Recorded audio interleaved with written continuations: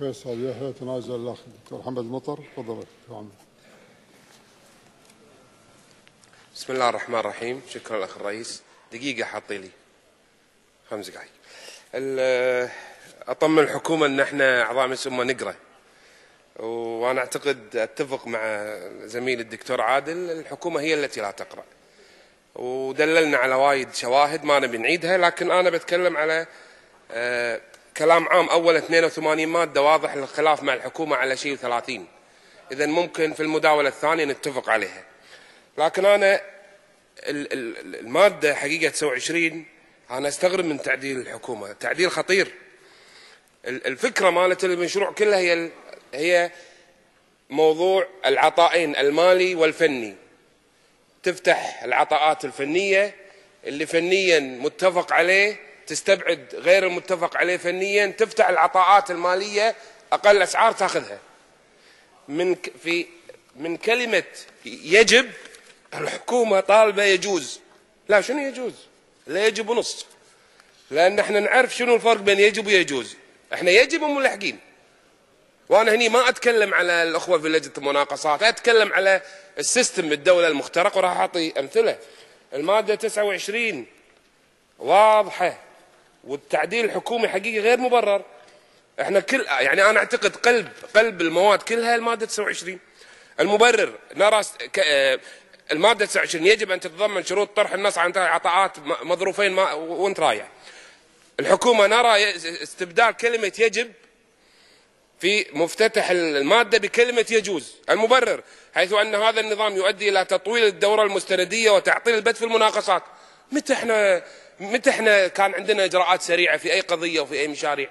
وبالتالي أنا أدري أن بعض المواد، واتفق مع الإخوان أن بعض المواد خاصة المادة 5 راح إلى الآن راح تبطئ، لكن احنا بطيئين أصلا. خلينا نصير بطيئين أكثر من وجهة نظري، بس نقلل من الكوربشن اللي أكل البلد. أنا بس أعطيكم مثال على المناقصات الغذائية في وزارة التربية.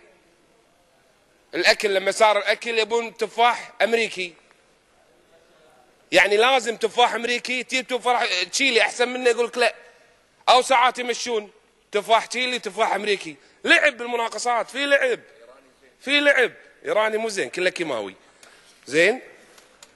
المادة الخامسة نعم راح تبطئ، لكن أعتقد غاية في الأهمية، لأن اللي قاعد يصير في المادة الخامسة ليش مهمة؟ لأن هي اللي راح تتأكد من أن في ماتشنج بين العطاء الفني والمالي. احنا وين مشكلتنا قبل؟ في بعض الوزارات اللي فيها كوربشن، وإذا احنا بكل أمانة ما تكلمنا بشفافية في بعض اللي قاعد يصير، ترى ما لا طبنا ولا غدا الشر. احنا ندري ان المناقصات بالفترة الماضية شو اللي قاعد يصير، وخاصة بالقطاع النفطي سنأتيه، لكن بالذات لما توصل عندنا الميزانيات أنا أدري شو اللي يصير بالقطاع النفطي والمناقصات شو تركب. أعطي مثال: 100 كيلو مناقصة، 100 كيلو بايبات. هني ليش أقول لك الأمور الفنية ليش مهمة؟ أنا أعطي أمثلة. يجون حق اللي يبونه ياخذ مناقصة، يقول سعر على 95 كيلو طول، يسعر على 95 كيلو، يفتحون الأظرف المالية منو أقل؟ 95. لما يجي ينفذ اللي اقل الاسعار يقول اي والله صح انت 95، بس هني في صيهد، وهني في اشاره، وهني في شارع، وهني في ما ادري شنو شيء بيئي، فال 95 تصير 116 117 كيلو وياخذون. هذا قاعد يصير. وين احنا نوقف اللعب؟ في اللجنه الفنيه لما تروح تستكشف. ليش احنا نقول انا اتفق معاك ابو خالد واتفق مع الحكومه ان هذا راح يبطئ عمل اللجنه، لكن انا اعتقد هذا مهم على اساس نقلل الفساد اللي صاير بدرجه كبيره. اتفق مع متطلبات البنك المركزي، نعم ان طباعه الفلوس والامور هذه انا اتفق لها سريه، وكان التعديل حقيقه جدا جدا ناضج. الامور الانشائيه والمباني حال يسرع عليها ما يسرع على الاخرين، لكن الموضوع خصوصيه البنك المركزي حقيقه في مكانها. القطاع العسكري المادة الثانية بما في ذلك عمليات الشراء والمقاولات والخدمات ذات الطابع العسكري. لا، احنا نبيها تكون مبررات حكومة حقيقية غير مقبولة. ما احنا بلاننا كلها في القطاع العسكري وفي الشغل هذا المليارات، هذه مو مئات الملايين، مليارات. احنا ما عندنا الا نفط، واللعب كله قاعد يصير بالشأن العسكري والأسلحة والطيارات. خير دليل مالت الحكومات السابقة اللي الناس تدافع عن الحكومات السابقه وهي حكومات البلد اللي الله بلانا فيها قبل.